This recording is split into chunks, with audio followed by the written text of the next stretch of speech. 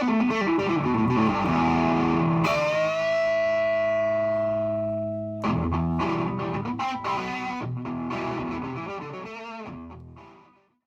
and welcome to Beyond the Road, the transportation industry podcast, where we talk all things transportation and logistics.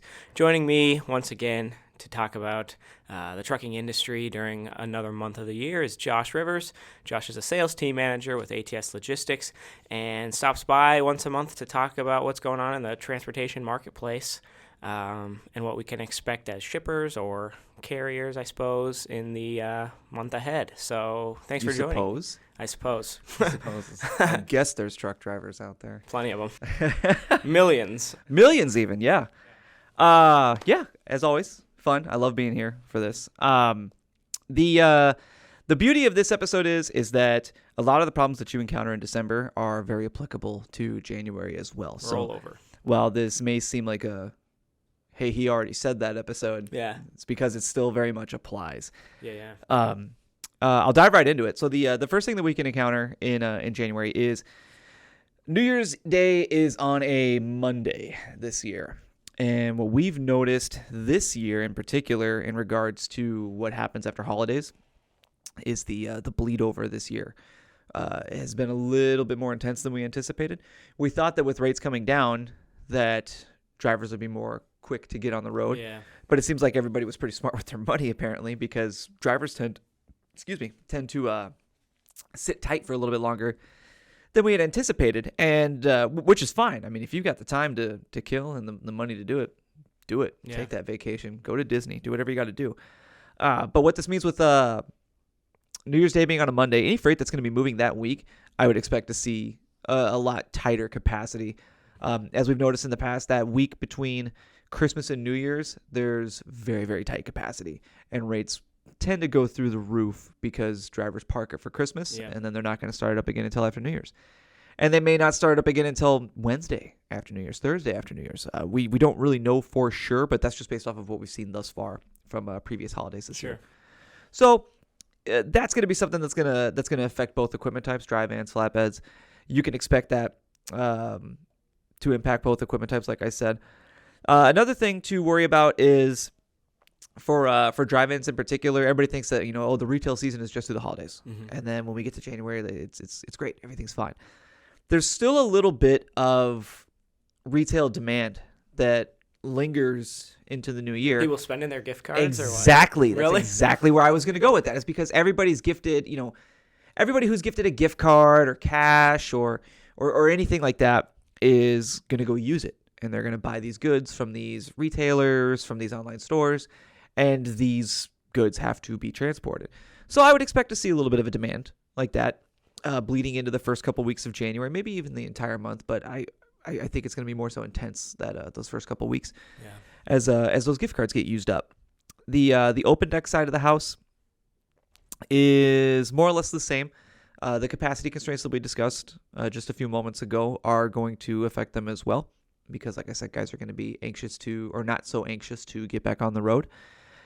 And the cold weather impacts are going to really start to come into play here. January and February are typically pretty brutally cold months in the Midwest. So freight that's coming out of warmer areas, so say you got a truckload of cargo that goes on an open deck trailer coming from Georgia to Sioux Falls.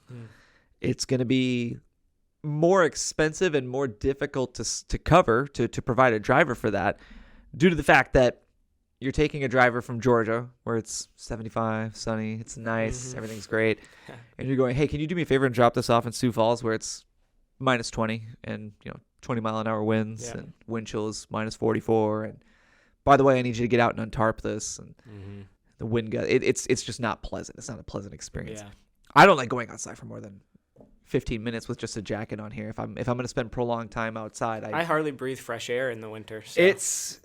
Honestly, that's why people get more sick in the winters, because they spend more time indoors, crowded around each other. Yeah, it makes sense. You just incubate. Right.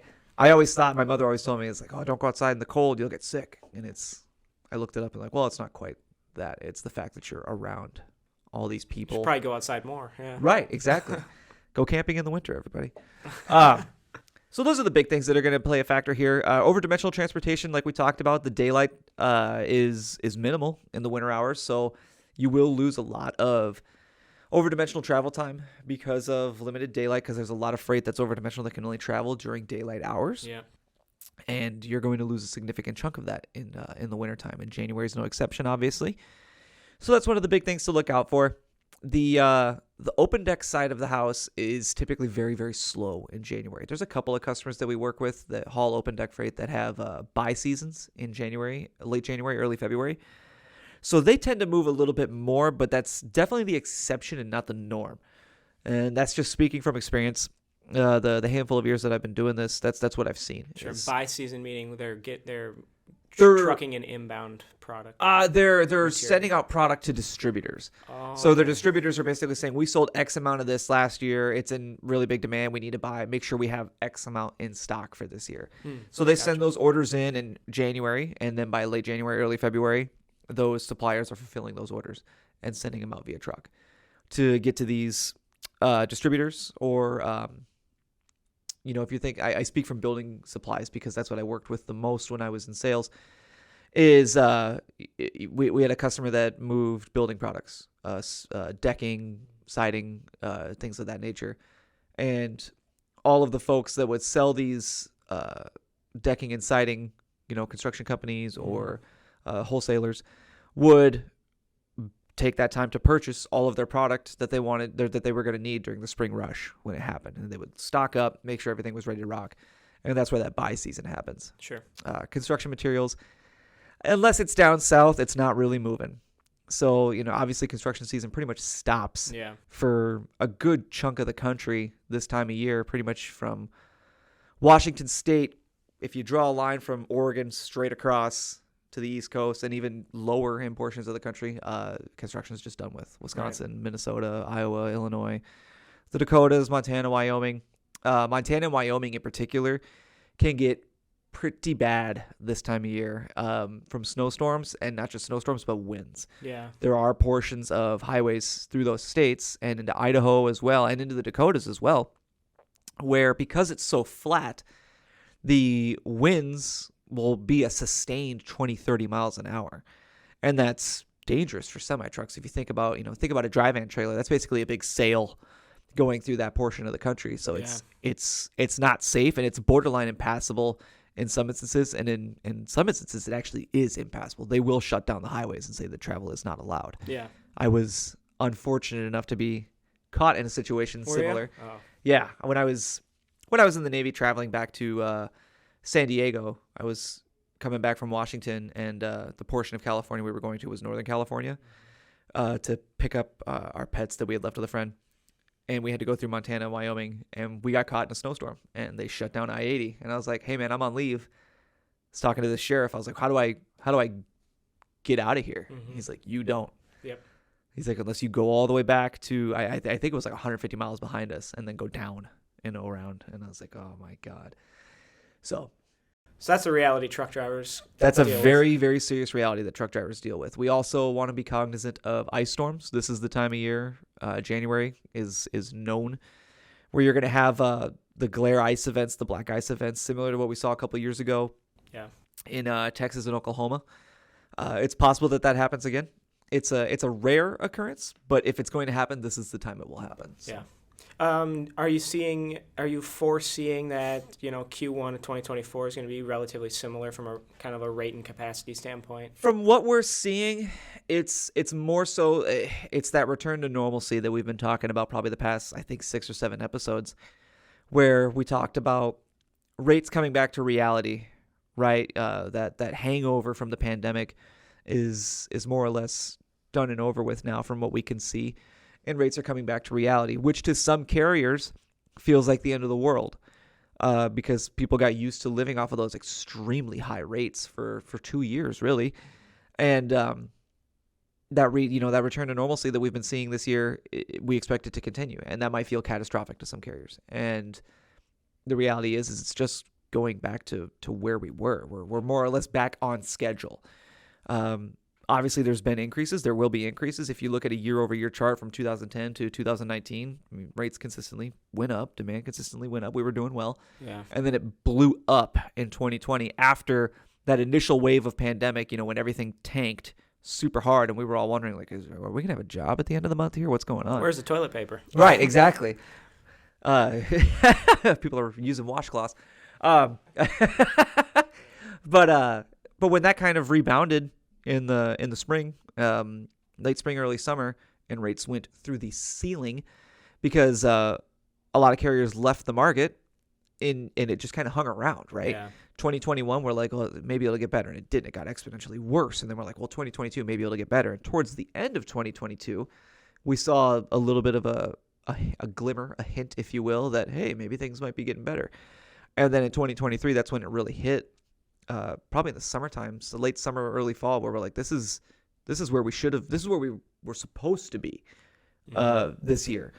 And we're projecting potentially more of the same this year. Our CFO, Paul Pfeiffer's got a great outlook on 2024 from a financial standpoint. And I recommend folks take a look at that video if you have the chance to get more of an insider's look what to expect in the market in 2024. He's far more knowledgeable about it than I am. I manage a team of freight brokers, and that's my gig. So I say what I see, and that's the information I convey to you guys. I think he'd honestly be pretty good to have on here for one of these monthly updates. Yeah, he would. Get like a 3-person podcast going. Yeah, he's a brainiac, so he'd be good to incredibly intelligent. Sit down with. Yeah. So that's more or less January in a nutshell. That's kind of the gist of it. It's hard to predict because, just when you think things are going back to normal, that's when a curveball happens. Yeah. You typically see at the start of a quarter, do you typically see a surge in freight volumes, but that's kind of, depleted by January, I suppose the holiday. It could go both ways, right? So some customers don't push their freight out at the end of the quarter because they know rates will elevate because a lot of people are doing the same. So they wait until the start of a new quarter and then they push all their freight out. We all know that the end of quarters are extremely busy because there are quotas to meet and inventory to take. So they have to push everything out in time to meet those quotas, to get their inventories on time. I have a weird feeling that week between Christmas and New Year's is going to be extremely busy, because I'm willing to bet that there's going to be a lot of folks that have their year-end inventory or their year-end quotas, and they're going to be pushing like crazy to get material out. Now, I keep in mind, there is no data to back that up that I know of. That's just a gut feeling that I got. Is I think folks are kind of sleeping a little bit, and it's going to hit that last week, and rates are going to go through the roof that last week, because the folks that do drive over the holidays, so to drive in between holidays, they're only doing it because they know they're going to get paid pretty well. Yeah. So keep that in mind as a shipper. All right. Sweet. Thanks for coming on here, Josh. And next time we see you will be for February. Yeah. A lot of the same in February. Things get a little bit different in February. There's not a lot of holidays at play. February, statistically speaking, February, I think, is the slowest month in transportation. Really? So that might be another boring episode. Kind of a dead period. Yeah. And, yeah. Hopefully the Vikings will do something that'll give us something to talk about. Oh, man, other than a 3-0 win. Did you watch that game? I begrudgingly. It was just so boring. That was the thing. I don't understand. But the Bills were playing the Chiefs on the other channel.